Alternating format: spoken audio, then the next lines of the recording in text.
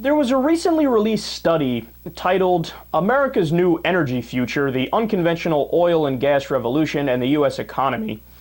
And it received widespread media attention on Thursday from Reuters, CNBC, Forbes, the LA Times. And this report was specifically about fracking. It was conducted by the consulting group IHS-CERA. So according to the report, the increase in unconventional oil and natural gas extraction has added an average, get this, of $1,200 in discretionary income to each U.S. household in 2012. Wow, that's a lot of money. I guess fracking's not that bad after all. And it also suggests that there were 1.2 million jobs created by fracking and is projected to increase to 3.3 million by the year 2020. Wow, man, these are big numbers. I guess I'm getting swayed. Facts are facts. I guess fracking is a good thing. And also, by the way, keep in mind that this study, one of the other reasons why it got a tremendous amount of media attention is because the numbers in this study were way above and beyond other comparable studies that were done about fracking. Now, understand, all those outlets that I just laid out for you, they reported this study exactly how I just did, and that's it. They didn't dig any deeper. They didn't do any more research. Well, if they did, which by the way is their job, they might want to look into doing their job, they would have found out that this research from the IHS-CERA group was monetarily supported by, you want to take a guess? America's Natural Gas Alliance, the American Petroleum Institute, the American Chemistry Council, and the Natural Gas Supply Association. So, of course, needless to say, all of these different groups stand to gain economically from an unregulated increase in fracking. They're the last person, they have the biggest conflict of interest. These are the last groups that should be funding these studies, or at least the last groups that we should take seriously if they do fund a study on this.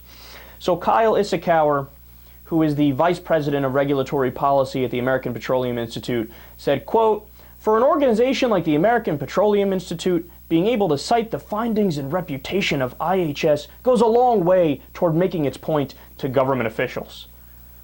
I love that, man, because he's admitting to you, yeah, we need to make our case, and this is going to help us make our case. So yeah, he's not saying these numbers are objective and fair. He's saying, oh, this is going to help us. It's going to help us. And by the way, Kyle, I don't know if you're new to this business here, but you know what else speaks volumes and helps you get your way?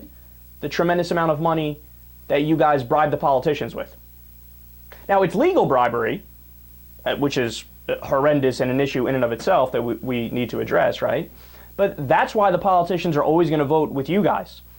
That's why, for example, fracking is exempt from the Clean Water and Clean Air Act. It's called the Halliburton loophole. It was lobbied for under the Bush administration, and they accepted it. Fracking leads to unbelievable problems. Just go on YouTube. You could find very quickly multiple examples of people who can light their fucking tap water on fire.